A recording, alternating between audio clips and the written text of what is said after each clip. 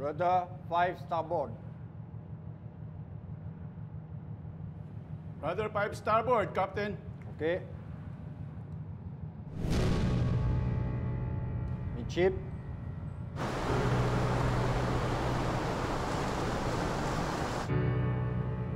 Rudder midship, Captain. Okay. Manuel, is everything okay?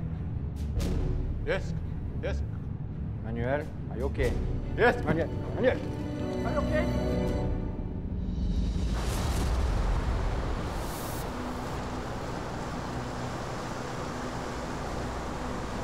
Hindi lahat na nag-a-abroad ay sinuswerte. Minsan, meron ding mga minamalas. May mga karanasan pang pang-aabuso, pisikal, sexual, pagmumaltrato o kuminsan, nauuwi pa nga sa kamatayan. Kabilang nito ang mga kwentong OFW na matutunghayan nyo ngayong hapon.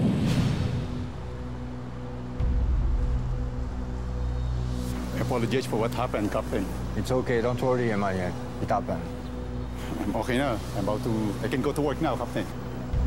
Look, I talked to the head doctor. You had a mild heart attack. The next one could be fatal. Captain, it's just an headache. Maybe because of dehydration. You have to disembark and go back to the Philippines. How about my family, Captain? How about my job? Look, Emmanuel, go back to your family, recuperate, and we'll see if you can come back. Okay?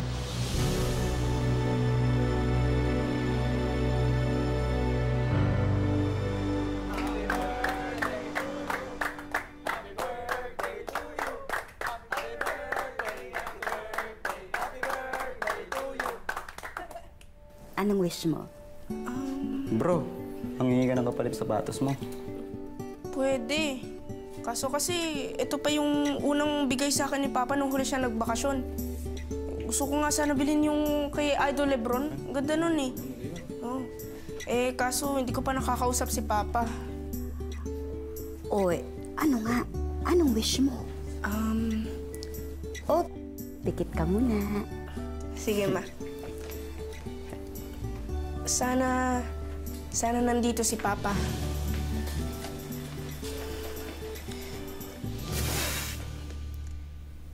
Happy birthday, Miguel.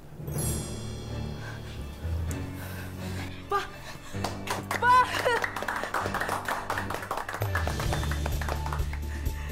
Teka, may pasalubong ako sa'yo. Paborito mo to, alam ko eh.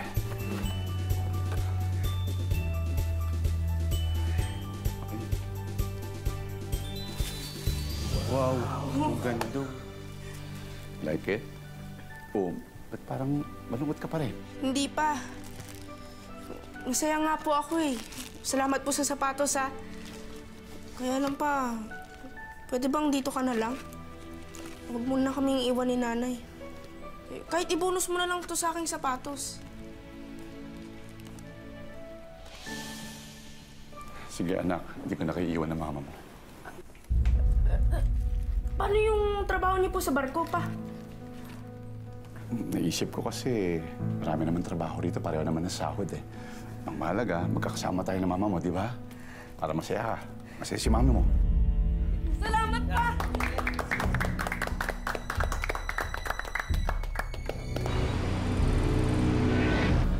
Mahal, meron sana akong gusto ibigay sa'yo. Ito.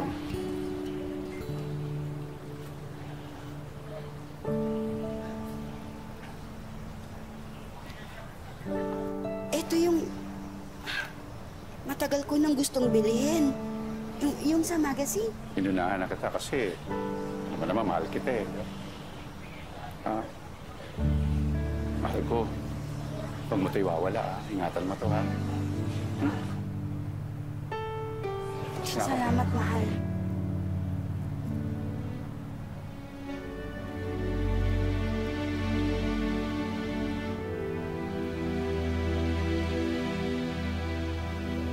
Ingat ka. Teka, yung tali mo. Tali sa sapatos mo. Ayusin natin yan. Pa, Salamat po pala dito, ah. Oo naman, no? Lahat to, anak. Basta para sa bunso ko. Pa? Bunso, ano pong ibig sabihin niya? Hindi, ang ibig sabihin, anak. Sabi ko nga, pag titira ka, dapat huwag kang manggigigil sa bola. Dapat relax lang. Dito dapat nanggagaling yung pwersa. Tapos, relax lang yung pato ng bola. Parang ganun lang ba, di ba? Pa, okay ka lang? Pa? Pa! Please, huwag mo ko iwan, pa! Papa, please, huwag ko susuko. Please, huwag mo ko iwan. Nurse, huwag niyo po mamayaan si Papa.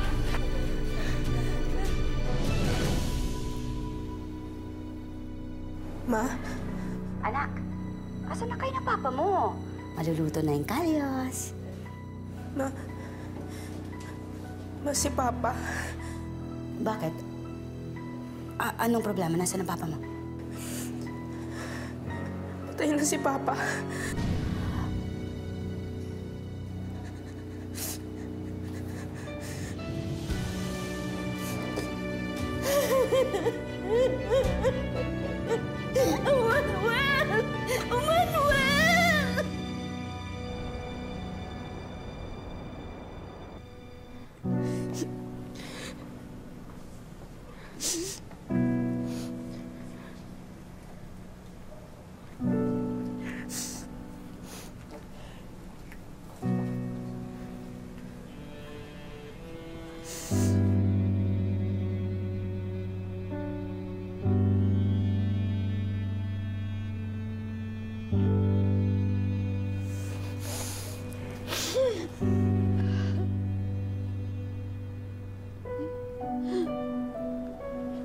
Manuel! Manuel! Asawa ko! Emmanuel, asawa ko! Emmanuel! Hindi ko wala nagparamdam mo. Iniwan mo kami ng mga anak mo. Bakit? Ngayon makikita ka na namin. Wala ka ng buhay. Bakit? Emmanuel!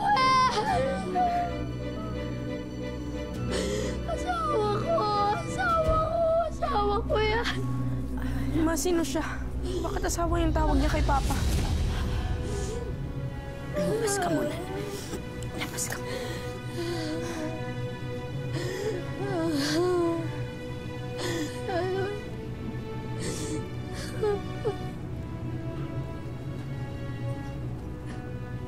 Dito talaga? Sa pipitsuging punerarya mo iniliging, ha?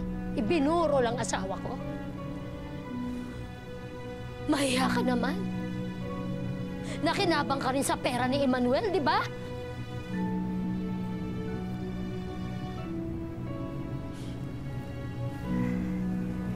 Kung nandito ka para mag-insulto, umalis ka. Alis. Nandito ako para kunin ang katawan ng asawa ko. Narinig mo yan? Kukunin ko ang katawan ng asawa ko. Babawiin ko na siya sa'yo. Anong asawa? Matagal ka nang iniwan. Huwag kang ma-skandalo rito. Bakit? Ano akala mo? Ang isang lalaking may asawa, pero walang annulment. Kapag umalis ng bahay, ang tawag doon, gusto lang magmuni-muni. Kapag ang lalaking may asawa, nagising sa kama ng ibang babae, ang tawag doon, gusto lang niyan tumikim ng ibang putahe. Yun lang yun! Narinig mo? Ha?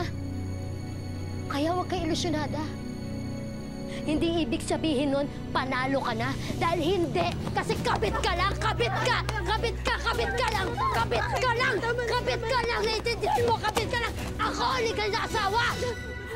Talaga? Kaya pala, sa akin umuwi nung huling baba niya ng barko. Ano? Sino nanalo? Sa mata ng Diyos, sa batas, ako ang legal na asawa. Alam mo ibig sabihin nun? Ha? Ang legal na asawa, kahit anong gawin niya sa katawan ng asawa niya, buhay man o patay, wala kang pakialam. Dahil ako ang asawa. Anong ibig mo sabihin?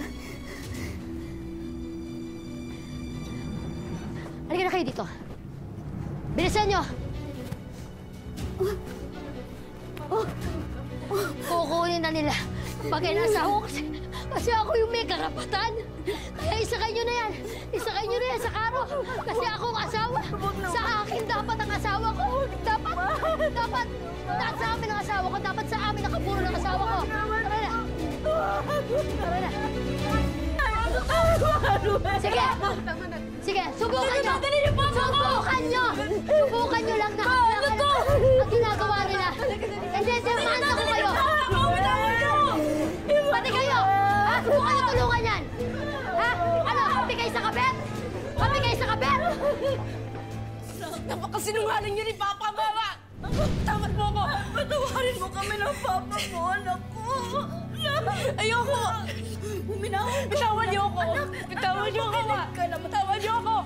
Bitawan niyo ako, Ma! Nagmahalan kami ng papa mo. Kahit ako pa siya ikasal. Naagaw lang siya sa akin ni Gina. Kaya kami nagkahiwalay. Hindi ko naman alam na magkikita pa kami uli. Nung sumampa ako sa barko, hindi na namin napigilan ang nararamdaman namin sa isa't isa. Pero, Ma, bakit? Bakit niyo tinago sa akin, ba? Ba't hindi niyo sinabi, Ma'am? Ayoko mawalan ka na respeto sa tatay mo. Ayoko nalumit ang tingin mo sa kanya. Pero wala nila ka ng pamilya, eh! Kabit ka, Ma, ba? At ako yung bunga nun, eh. Bakit kanya ka magsalita? Ah!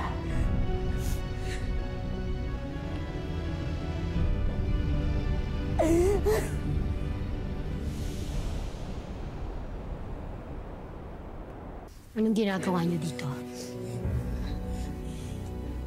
Tapos na yung burol para sa kabit. Pwede ba? Kung pwede lang. Hayaan niyo namang ilibing ko ng maayos yung asawa ko.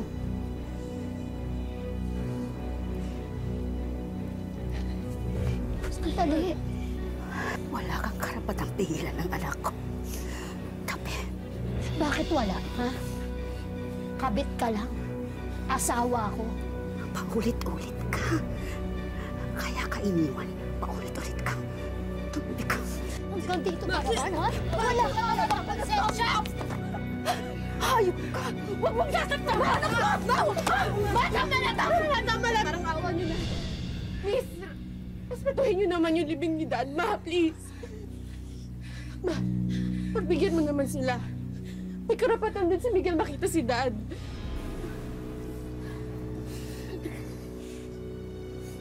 Hayag na ako. Si Miguel lang ang pwedeng lumapit. Hindi po pwede. Kasama po si Mama. Sige, ikaw lang. Ikaw lang.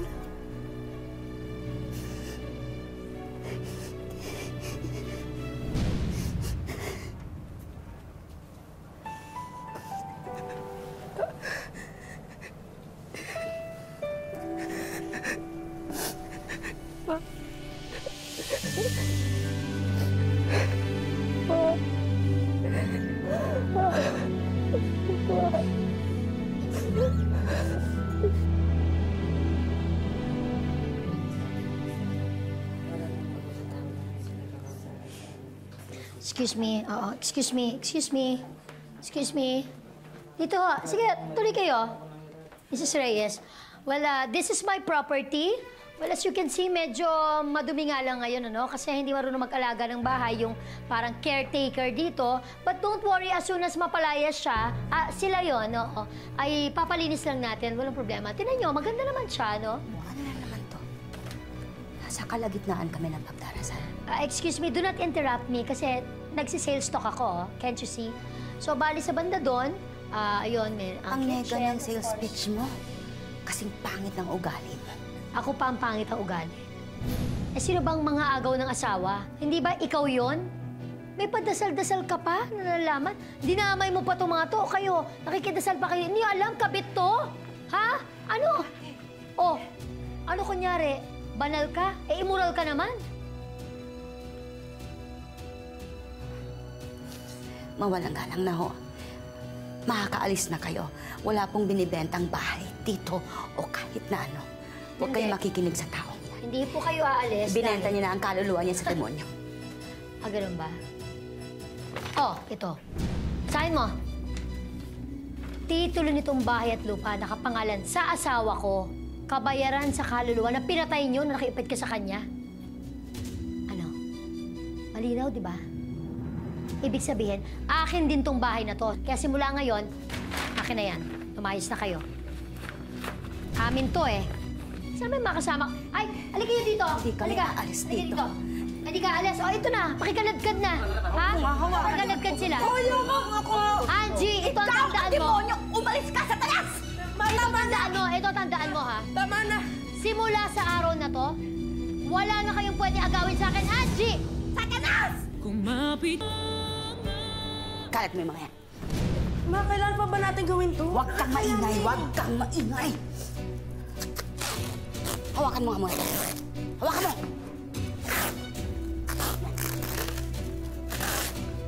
Ma'am, bawal po yan!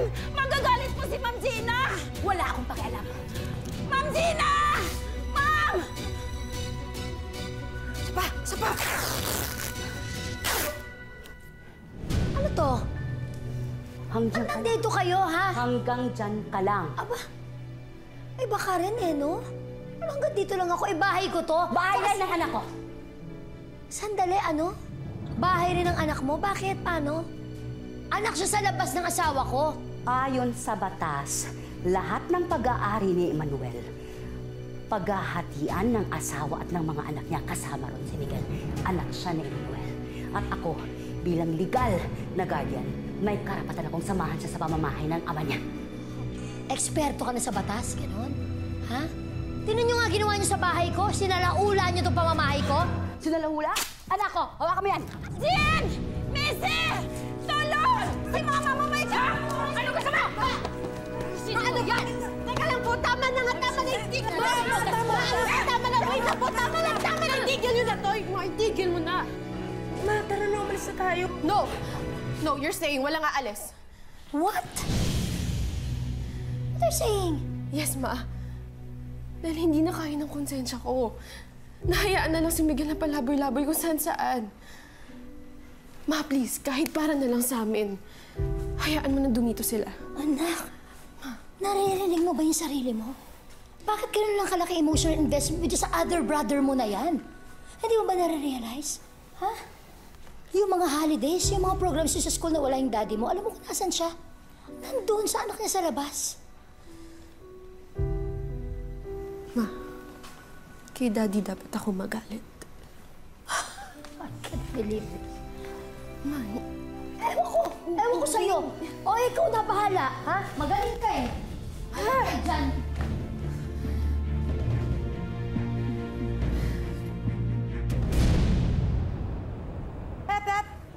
Oops! Teka lang.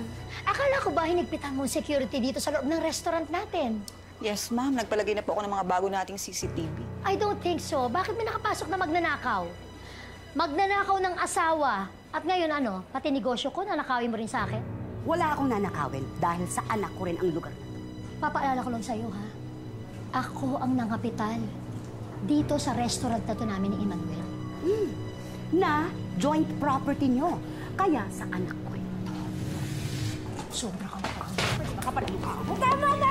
Tama na! Yan, pigilan mo na nanay mo bago ko tuloy ang masakit. Ano ba? Ang tatanda niyo na eh! Ano? Kung gusto niyo naman, ay di sa inyo na lang! Anak! Miguel! Anak! Anak, sandali! Nakinig ka nga. Ma, tigilan mo na yung ginagawa mo. Ikaw na yung nagigis sa Kim eh. Ako ba iniisip mo, gumaganti ka lang?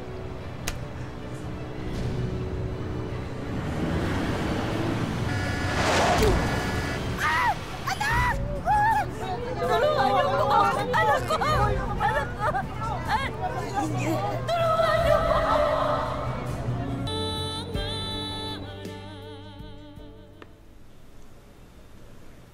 Mahal na mahal kita, Manuel. Binigay ko sa'yo lahat. Lahat-lahat. Pangunawa, atensyon.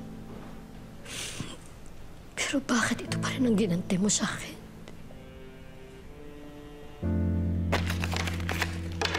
Wala kang puso.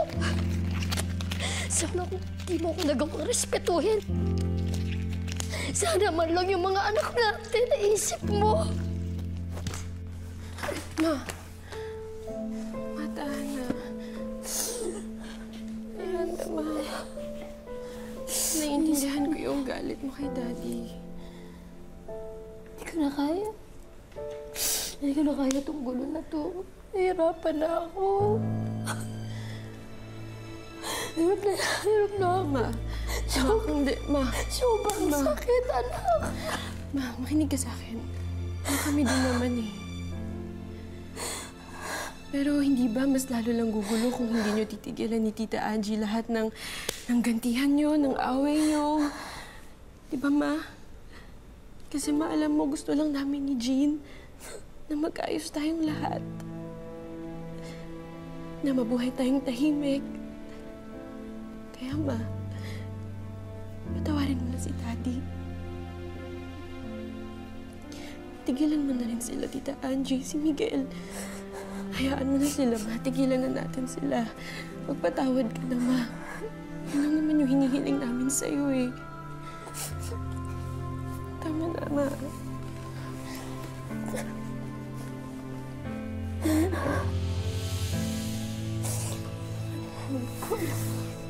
Ikaw na matak.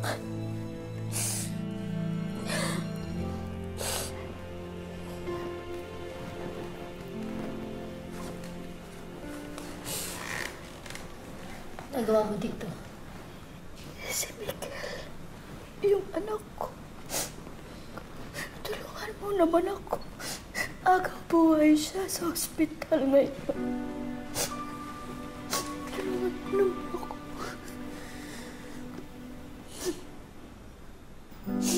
Gina, tulungan mo ako.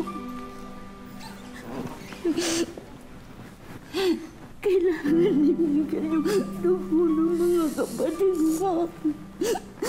Kahit ngayon lang. Pagkatapos nito, alis kami mag-ina. Tulungan mo ka ng buhay nila. Tayo po kayo. Ma, we need your consent. Tulungan natin sila. Let us donate our blood. Ma, please. Ma, tulungan natin sila. Tayo na po kayo. Ma.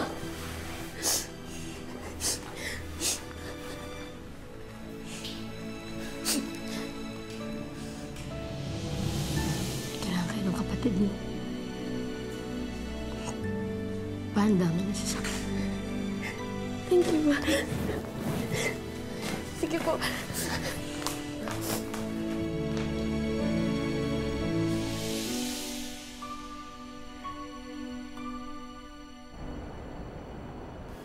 Napakasakit ng ginawa sa akin.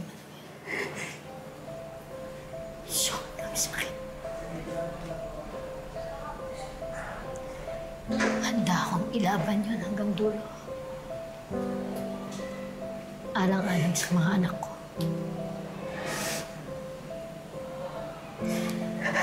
Pero kahit anong galit ko,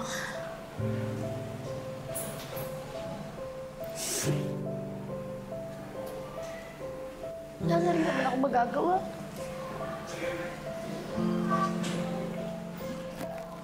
Tsara yan eh. Tulad mo, napaka-importante sa akin at yung anak ko. Mrs. Garcia?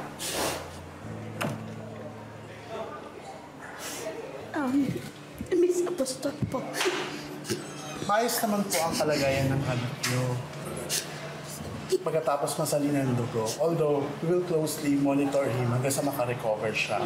Pero ngayon po, stable po ang anak. Salamat.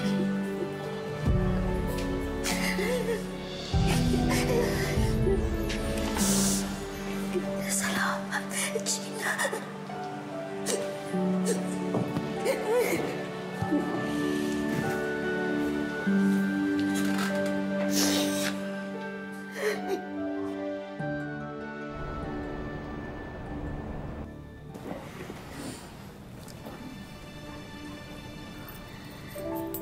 Ibinabalik ko na sa inyo ang susi ng bahay na to.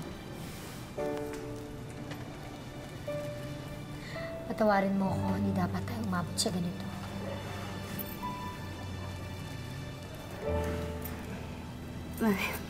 Hindi rin kita masisisi. Inuna kasi natin yung galit. Lahat tayo hindi handa sa pagkawala ni Manuel. Salamat, Missy at Jean.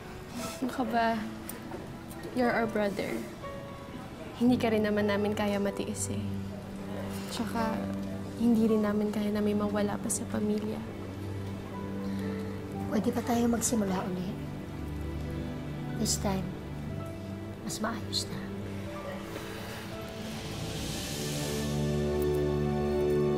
Magluluto ako ng kalyos. Wow! Favorite namin ang kalyos! Excited siya. Wala kang masyado magpalata. Saan pwede na pumasok? Hindi, dito lang tayo. Hindi, joke lang. Oo naman. Hindi, biro lang. Sige, una ka na. Welcome back! Salamat. Ang buhay ay hindi isang daan ng mga tinakdang hirap at pasakit. Ito ay isang daan na magbibigay sa atin ng maraming pagkakataon para marating natin ang sarili nating tadhana. Magandang hapon, ako po si Marian Rivera.